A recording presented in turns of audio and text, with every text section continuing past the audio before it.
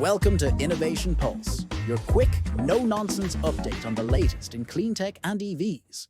First, we will cover the latest news. Australia advances in wind energy but faces investment shifts, while Tesla sees rising sales yet declining prices, raising financial concerns. After this, we'll dive deep into China's rapid solar expansion and its impact on the global energy landscape. Australia has made significant strides in wind power, with onshore wind contributing 13.4% of electricity to the grid, surpassing rooftop solar. In 2024, 6 new wind farms added 836 megawatts of capacity, with 18 more under construction. Despite progress, onshore wind faces challenges such as environmental assessments and supply chain issues, making project timelines longer compared to solar. Offshore wind development has been slow due to political hurdles, but the new Labour government is making gradual progress. Feasibility licenses and environmental assessments are underway for offshore projects.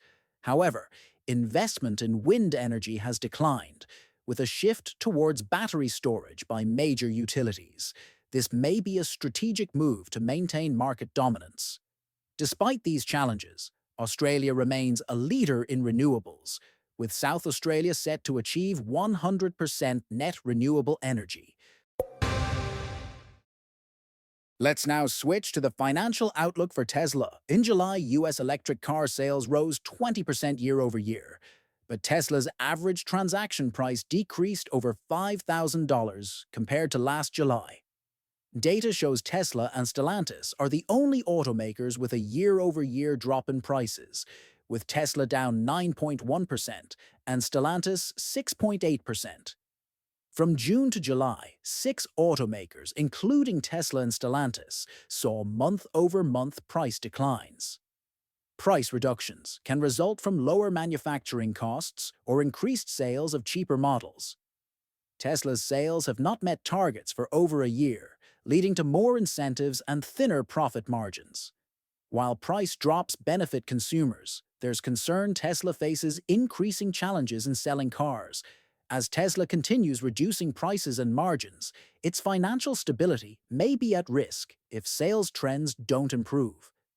The upcoming quarters will be crucial for Tesla's outlook. In 2024, Australia saw significant progress in onshore wind energy, with 6 new wind farms adding 836 megawatts to the grid. Onshore wind contributed 13.4% of the country's electricity, surpassing rooftop solar. However, offshore wind development lagged due to political and bureaucratic hurdles. The new Labour government is slowly advancing this sector, with 12 gigawatts of feasibility licenses awarded. Despite onshore successes, challenges like environmental assessments and grid access remain. Investment in wind energy fell sharply in 2025, with funds shifting towards battery storage, possibly due to market strategies by major utilities. Meanwhile, South Australia is leading in renewable energy, nearing 100% net renewables with new wind farms. The push for more renewables is driven by the need for affordable, stable energy as traditional fossil fuels decline. The situation remains dynamic as stakeholders navigate these changes. U.S. electric car sales rose 20% in July. Tesla's average transaction price fell by over $5,000 compared to last year, with a 9.1% reduction, while Stellantis saw a 6.8% drop. Other automakers' average transaction prices increased. Month over month, 6 automakers, including Tesla, saw price decreases, with Tesla's average transaction price down 2.4%. Reasons for price drops vary: lowered manufacturing costs, increased sales of cheaper models, or challenges in meeting sales targets, which may explain Tesla's situation. Tesla has faced difficulty hitting sales targets and has increased incentives, which might be causing its profit margins to thin. Despite dropping prices being good for consumers and boosting electric vehicle sales, Tesla's struggle to find buyers poses concerns. Upcoming quarters will reveal more about Tesla's financial and sales trajectory. And now, pivot our discussion towards the main cleantech topic.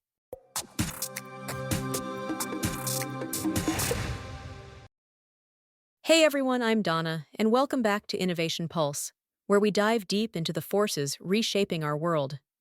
Today, I'm joined by energy analyst Yakov Lasker, who just got back from a research trip to China with some mind-blowing insights about what might be the biggest economic transformation we've ever witnessed. Donna, thanks for having me. And honestly, mind-blowing doesn't even begin to cover it. Picture this. In April of this year, China installed more solar power capacity than Australia has built in its entire history. Not in a year, not in a quarter, in 1 month. Wait, hold up. 1 month? Australia's been working on solar for decades, and China just... Crushed it in 30 days. And here's the kicker. This isn't even about climate change the way we think about it in the West. Okay, now you've got my attention. Because when I think about China's massive renewable push, I automatically assume it's about reducing emissions. Right? Being a good global citizen? That's exactly what I thought too, but I was completely wrong. This is about something much more fundamental. It's about China becoming what researchers are calling the world's first electrostate. Think about it like this. For the past century, global power has flowed through whoever controlled oil and gas. Saudi Arabia, Russia, Texas oil barons. They've called the shots because everyone else needed what they had. Right. And China has been massively dependent on imported oil. They're actually the world's biggest oil importer, aren't they? Exactly. And that dependency has been driving them crazy for decades.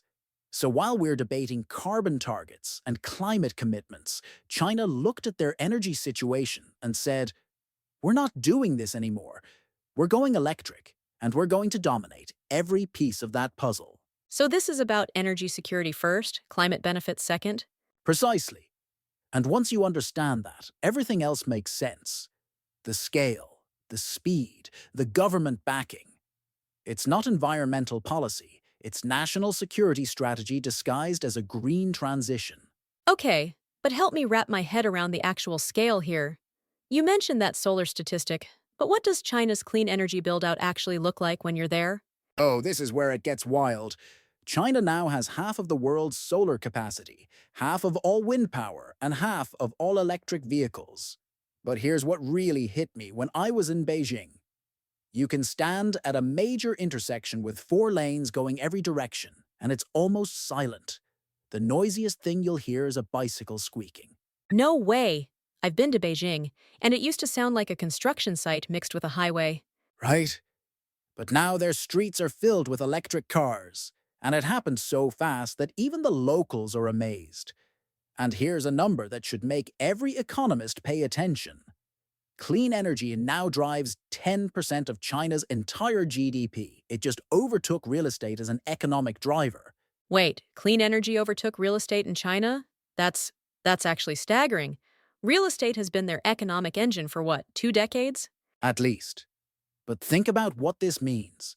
They've essentially rebuilt their entire economic foundation, while the rest of us were still arguing about whether electric cars would ever be practical.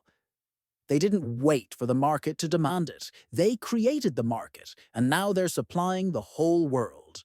This actually connects to something I've been wondering about.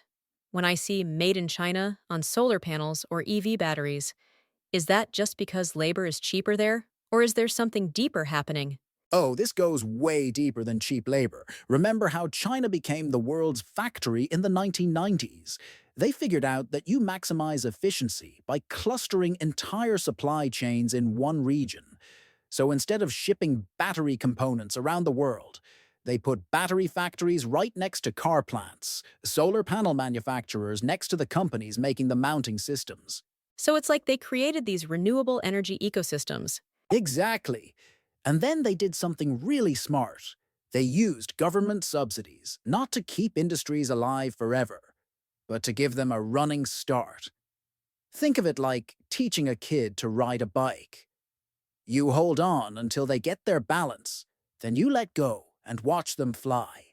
But Yakov, I have to push back on something here. I keep seeing headlines about China still building coal plants while they're doing all this renewable stuff. Isn't that kind of hypocritical? Oh, I'm so glad you brought this up because it really frustrated me at first too. But here's what's actually happening. And this is where China's long-term thinking becomes clear. They knew this transition would take a decade, and during that decade, they'd need more power to build all these factories and supply the growing middle class. So they kept building coal as a bridge while they scaled up renewables? Right. But here's the beautiful part. That bridge is now burning behind them. Recent data shows China's emissions actually dropped by 1.6% in the first quarter of this year. And since China produces 30% of global emissions, that's massive for climate action worldwide. Hold on, their emissions are already declining? Even while their economy is still growing? That's the magic of electrification at scale. And it gets better. China is expected to hit peak oil demand by 2027. Think about what that means for global oil markets when the world's biggest importer starts buying less every year. Okay, so this is where I start getting nervous about what this means for countries like ours. If China controls the electric future, the way Saudi Arabia controlled the oil past, are we just trading one dependency for another? That's the trillion-dollar question. And honestly, it's why I think this story matters so much for Australia specifically.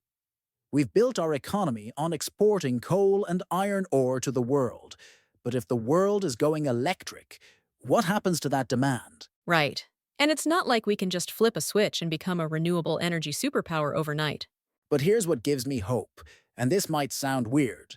China's transformation is actually making electrification cheaper for everyone else.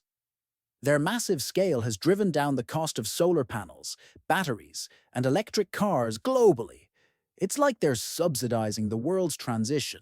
So, in a weird way, China's self interested move toward energy security is accidentally solving climate change?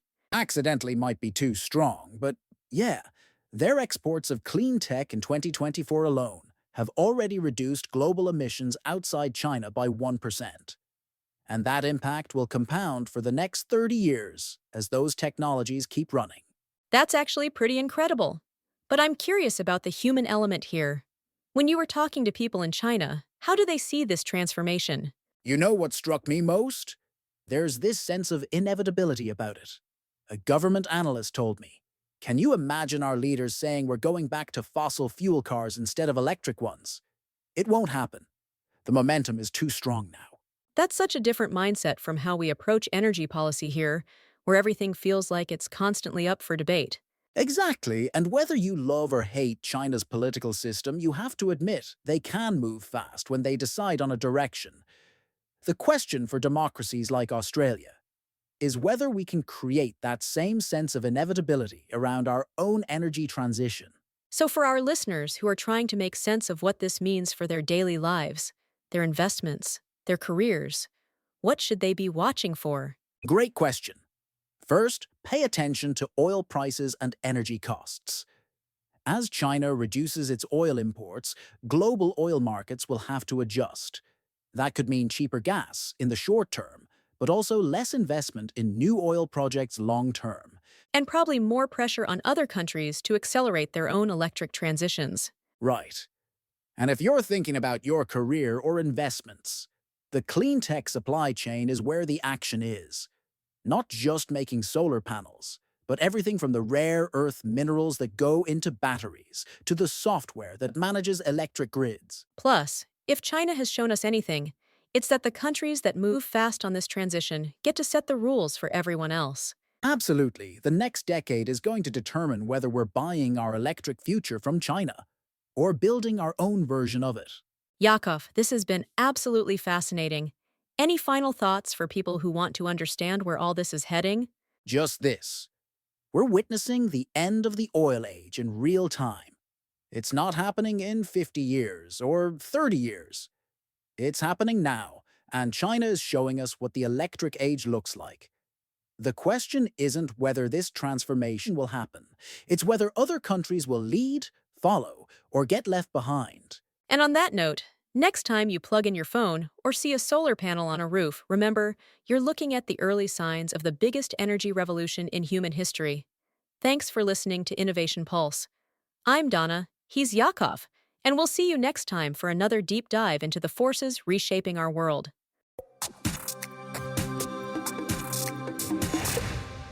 And that's a wrap for today's podcast. Australia is making strides in wind energy despite investment shifts, while Tesla faces financial scrutiny amid sales growth. Meanwhile, China's rapid solar expansion is reshaping global energy dynamics with potential challenges for fossil fuel exporters. Don't forget to like, subscribe, and share this episode with your friends and colleagues so they can also stay updated on the latest news and gain powerful insights. Stay tuned for more updates.